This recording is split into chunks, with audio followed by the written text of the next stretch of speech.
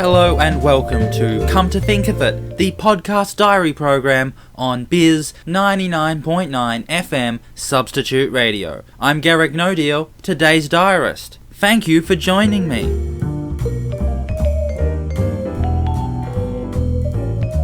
Avatar: The Last Airbender has been an incredibly popular children's cartoon on Nickelodeon. Its popularity is mostly based on the colourful and likeable characters, although occasionally their characters get sacrificed for a more cliched plot, the comedy and jokes during the non-fighting scenes, good combination of both physical slapstick and verbal dialogue, and the exciting and flashy action of the fighting scenes. Effectively, the entire fan base of the show watches it for apolitical reasons, which is unsurprising since they are usually teenagers or young adults. Nevertheless, if we study the television show, there are various political symbols, metaphors, and messages. Let's take some time now to look at them.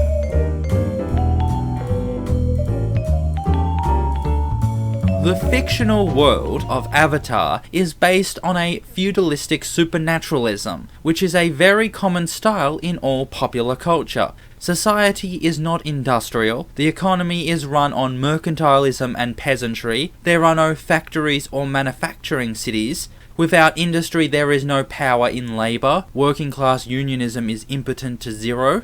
Though the question of the masses politically organising together as a force to overcome problems is never even raised, the show does make it painfully clear that the collective masses are docile and weak and scared and need to be protected. So in summary, a rejection of both industrial progress and collective political action means that it sounds like we're dealing with orthodox liberalism so far. In this world, true power lies in the mystical powers of controlling the natural elements, called bending. Some people are born with the natural talent to be a bender, and others are not. This creates an elitist society, as the benders have the power to decide the shape and form of society, and it doesn't really matter what the docile masses think or do. In our real world, the talented individual is useless if they come up against the collective will of hundreds of thousands of us ordinary people. But in this fantasy avatar world, the masses are stupid and useless. But this talented single individual is able to rise up above society as a force that can alter and shift the very fabric of existence. Sounds like orthodox liberalism again. This obsession with the individual and this belief that talented persons are what guide the productive forces within a societal structure. The individuals do, not the economic and political forces of a society's population.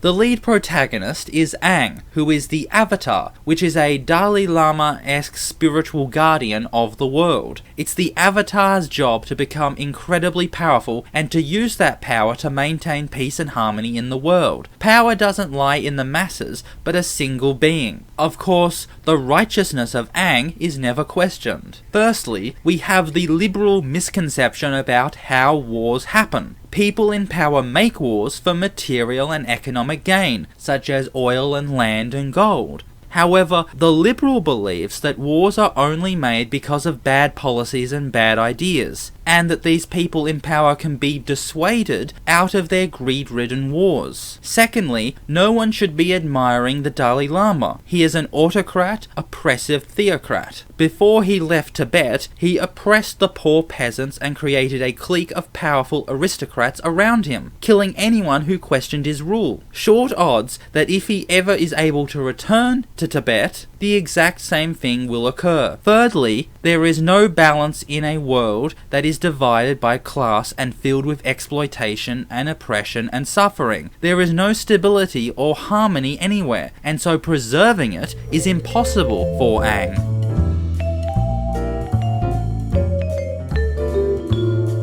A lot of the plot from Avatar: The Last Airbender seems to be based loosely on Nazi Germany, World War II, written from the Americans' point of view, of course. In the later episodes, with the final duel fast approaching, the show suddenly started ramping up its moralism. The characters began talking about good people and bad people, and placing "is it okay to kill bad people?" as the major moral dilemma that they needed to face. Thankfully, the conclusive answer to that question was no, with Aang refusing to kill the Fire Lord. I was somewhat worried that if the answer was yes, then we'd see an imagery glorifying the death of Hitler, thus asserting that anyone the American military kills is justified.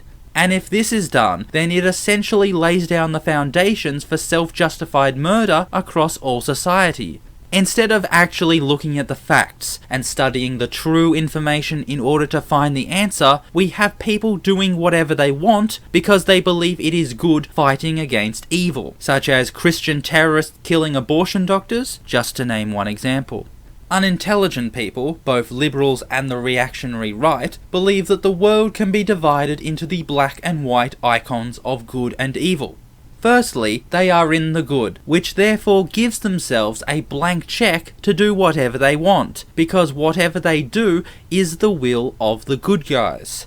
Secondly, whatever their enemy does or says, they are evil, and so what they say is acid from Satan, and they don't deserve to live.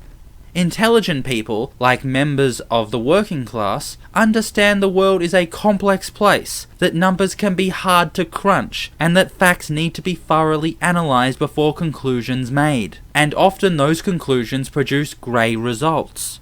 An imperfect world is a part of the adult world. Liberals and rightists are children believing in a black and white world, while ordinary people are the adults who understand the reality of how the world works.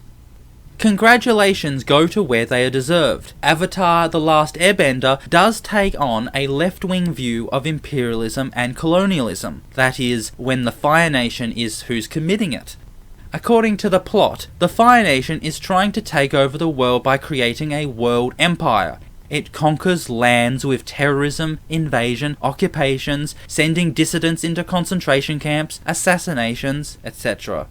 Being a kids show, we never see the full extent of the horrors of war, etc. But we do see the innocent victims and the misery they suffer. The screams and frightened looks upon North Pole villagers as they run from Fire Nation missiles. It's comparable to the victims of the airstrikes of Baghdad, March 2003, as innocent Iraqis were killed from American terror bombings. As people flee their homes and towns in fear of the Fire Nation terror, their faces are looks of emptiness and bleakness, comparable to the faces of the refugees aboard the Oceanic Viking. This is a kind of soul-stealing that goes on, both when the Fire Nation destroys your village and you're forced to flee, and when the Australian government is locking you in a detention centre for the next 12 months. For as long as the Fire Nation is who's committing all the atrocities, the show produces tremendously strong sympathetic and empathetic emotions towards the victims.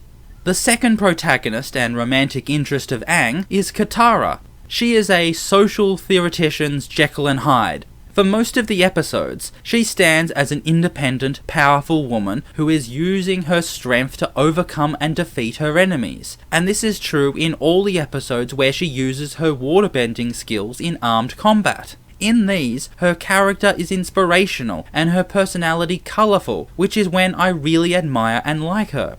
But on every other episode, depending on the plot and filler, she is overly emotional, helpless, always vulnerable, and in need of a male hero to save her. Much more focus is put on her looks, and she speaks cliched dialogue that you'd only ever get elsewhere from the lamest soap operas. It is vomit-provoking stuff to watch such a regression. Essentially, all the aspects of sexism towards women are contained within Katara in those episodes, because her role within the story is only as a romantic interest for Aang, and not as an independent character of her own. Her obsession with her looks, as opposed to her character and intelligence, is bringing back women's status in our society back to the 1950s. I won't even mention the dialogue. This Jekyll and Hyde within Katara is very similar to the contradictory nature of women within our society today. Since the women's liberation movement of the 1970s, women have gone from being third-class citizens to they're now second, and they are higher and more important today than they used to be, and yet they are still inferior to men on all the same terms. Inside of Katara is both a woman that is strong and powerful, and one that is still in chains, still enslaved, still without her freedom and rights. Just look at Serena Williams. On the one hand, a talented and ingenious athlete, peak of physical fitness, incredible sporting performances on the court that allow her to win trophies, and yet she wears those ridiculous dresses, so that when she jumps the entire crowd can see her underwear, which makes Williams out to be nothing more than a plaything for the male audience members to perv upon and the erections gotten.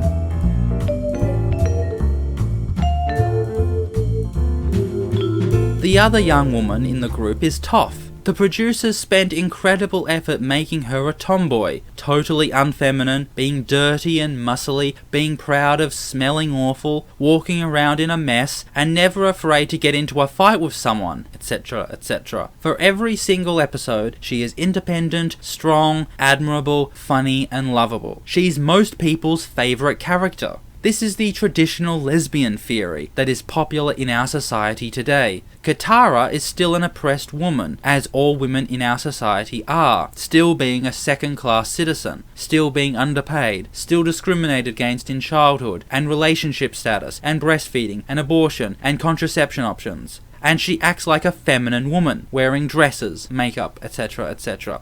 And yet Toph has been able to reject all that is feminine, all that is girly, and she in no way suffers from the oppression of her sex, and she is given the societal worth of a first-class man, standing equal to men like Aang.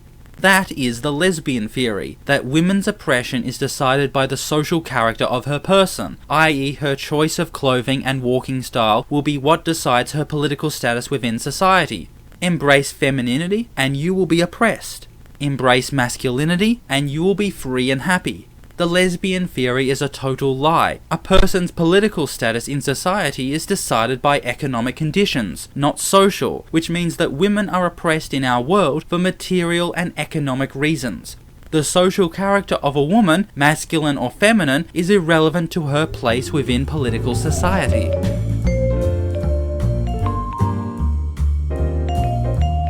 Politically speaking, here is my favourite quote from the cartoon show. It was said by Zuko to his father during the 3rd season of the show. Quote, "Growing up, we were taught that the Fire Nation was the greatest civilization in history, and, somehow, the war was our way of sharing our greatness with the rest of the world. What an amazing lie that was. The people of the world are terrified of the Fire Nation. They don't see our greatness. They hate us, and we deserve it. We've created an era of fear in the world, and if we don't want the world to destroy itself, we need to replace it with an era of peace and kindness." Book 3, Day of the Black Sun, Part 2, The Eclipse. End quote. Growing up, we were taught that the United States of America was the greatest country in all of the world and in all of history, who has been selfless and duty-bound for its entire existence. First, it was founded as a country giving freedom and liberty to its own citizens, so that the example of our own freedom was set. After this, the US spent the next 250 years spreading democracy and freedom and liberty across the entire planet. We were spreading our greatness across the world, getting rid of dictators and replacing them with democracies. Whatever we did, wherever we went, whoever we met, we were always doing it on the mission of making the world a better place by having more democracy and freedom. What an amazing lie that was. The people of the world have experienced 250 years of US terrorism, repression, oppression, imperialism, horror, and wars. And they are terrified of us because of the crimes we have committed upon them. They don't see our greatness, our democracy, our liberty, our freedom. They hate us, and we deserve it. They hate us because of the hundreds of millions of innocent people that we have killed over the centuries. We deserve all the hatred that we are given because we are an imperialist, terrorist menace across the world, spreading nothing but evil to every corner of the globe. We've created an era of dictatorships, stupid wars, famines, poverty, illiteracy, unclean drinking water, horror in the world. That quote from Zuko is so wonderful. It should be printed and framed across every US embassy across the world, every public building, every school, every church, and every store, and several across the White House's decor. Zuko did ruin the quote at the very end, with his liberalism getting in the way of him being able to see the correct answer to the problem. When an imperialist giant has been ruling over the world, killing millions of people and destroying country after country, the problem lies in that empire, i.e. the collection of concentrated military power which then allows for this kind of barbarity to be committed.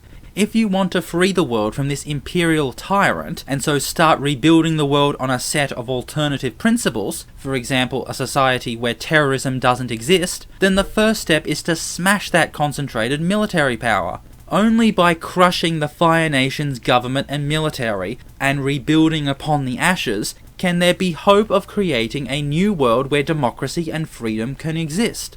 Zuko, adhering to liberalism, foolishly believes that that concentrated military power can actually be wielded for good, and that the Fire Nation can provide the solutions to the problems that it itself had created. But the government and military must be smashed to pieces. They cannot be taken over and redirected for an alternative agenda.